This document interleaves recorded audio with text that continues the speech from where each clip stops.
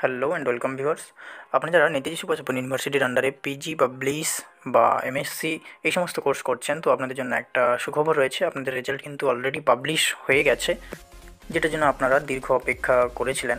কিন্তু রেজাল্টটা কিন্তু সবার একসঙ্গে পাবলিশ হয়নি।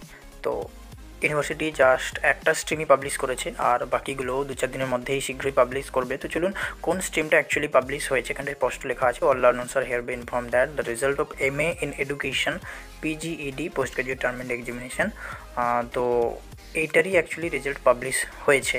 পিজিইডি অর্থাৎ পোস্ট গ্রাজুয়েটের যে এডুকেশন সাবজেক্টটা রয়েছে ওটারই রেজাল্টটা পাবলিশ হয়েছে। আর পিজির যে বাকি সাবজেক্টগুলো যেরকম ইংলিশ, ম্যাথ, বাংলা এই সমস্ত সাবজেক্টও খুব শীঘ্রই পাবলিশ হতে চলেছে 2-4 দিনের মধ্যে, যেহেতু এটা পাবলিশ হয়ে গেছে। তো চলুন দেখে নেওয়া যাক আপনারা নিজেদের রেজাল্ট কী করে চেক করবেন। তো এই হচ্ছে নেতাজি সুভাষ ওপেন ইউনিভার্সিটির অফিসিয়াল সাইট, যেখান থেকে আপনাকে যেতে হবে স্টুডেন্ট জোন। আর স্টুডেন্ট জোনের মধ্যে আপনি এখানটায় দেখতে পাবেন এক্সামিনেশন আন্ডারে আপনি পাবেন রেজাল্ট সেকশন। আপনি এইভাবেও আসতে পারেন অথবা ডাইরেক্টও আসতে পারেন। রেজাল্ট সেকশনে ক্লিক করার পর এখানটায় আপনি কিন্তু অনেকগুলো সেকশন পাবেন, যেরকম BDP, BCA, MCA, PG, PGD. তো যেহেতু পিজির রেজাল্টটাই পাবলিশ হয়েছে তাই আপনাকে পিজিটাই ক্লিক করতে হবে। তারপর এখান থেকে আপনি সালটা চুজ করে নেবেন, যেটা কিনা 2023। আর চুজ করার পর আপনি কিন্তু দুটো কলাম দেখতে পাবেন, যেটা হচ্ছে একটা নোটিশ কলাম আর একটা হচ্ছে রেজাল্ট সেকশন। উপরেরটা হচ্ছে নোটিশ সেকশন, নিচেরটা হচ্ছে রেজাল্ট। তো রেজাল্টটা ডাউনলোড করে নেবেন এখান থেকে।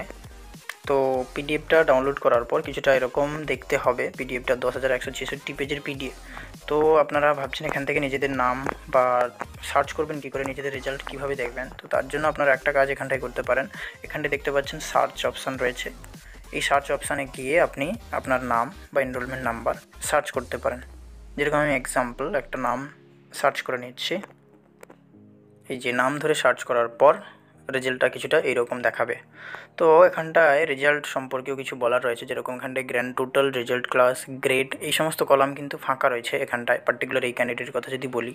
আর এখানটায় স্ট্যাটাস, যে পেপার ক্লিয়ার কি নট ক্লিয়ার, এখানটায়ও নিচে কিছু দেওয়া রয়েছে, মানে পেপারগুলো দেওয়া আছে P1C, P2C, P3C, P4C।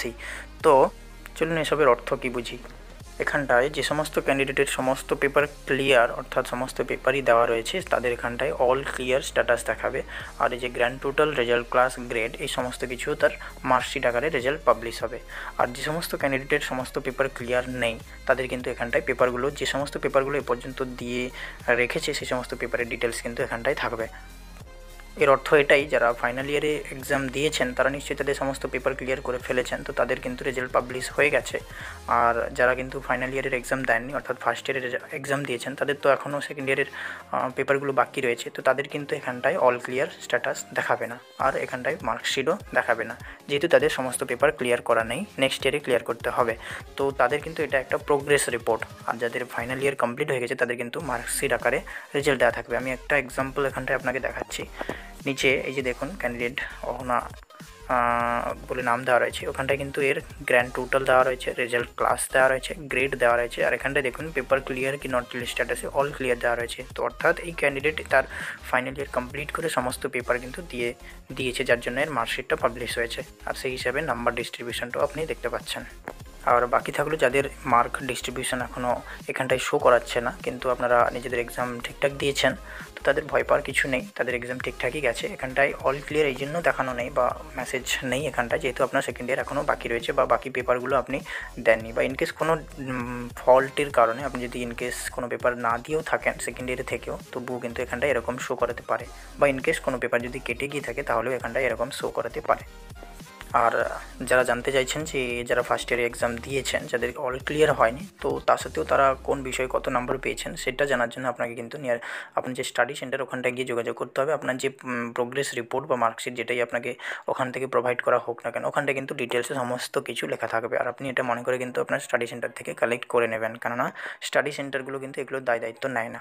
অর্থাৎ ওদের কাছে এই যে মার্কশিট বা রিপোর্ট, প্রোগ্রেস রিপোর্ট, এটা কিন্তু বেশি দিন যদি থাকে ওরা হারিয়ে ফেলে, ওদের যে ওরকম স্টক থাকে না অ্যাকচুয়ালি। তাই আপনি কালেক্ট না করলে আপনার কিন্তু পরে ক্ষতি হতে পারে। তাই নিয়ারেস্ট যে আপনার যে স্টাডি সেন্টার রয়েছে, আপনি যেখানে পড়ছেন ওখান থেকে কিন্তু অবশ্যই এনরোলমেন্ট সার্টিফিকেট নিয়ে গিয়ে আপনি কিন্তু আপনার যে মার্কশিট কালেক্ট করে নেবেন। Thank you. তো নতুন হয়ে থাকলে ভিডিওটি অবশ্যই সাবস্ক্রাইব করুন আর পাশে থাকা বেল আইকন অন করে রাখুন, যাতে করে আমার নিত্য নতুন আপডেট সবার আগে পেতে পারেন। আর পিজির যে বাকি সাবজেক্টগুলোর যে রেজাল্ট শীঘ্রই পাবলিশ হতে চলেছে, 2-4 দিনের মধ্যে পাবলিশ হওয়া মাত্রই আমাদের চ্যানেলে কিন্তু প্রথম আপডেট পেয়ে যাবেন। আর কীভাবে ডাউনলোড করবেন বা কীভাবে নিজের নাম চেক করবেন সেটাও কিন্তু আমি স্টেপ বাই স্টেপ দেখিয়ে দেবো।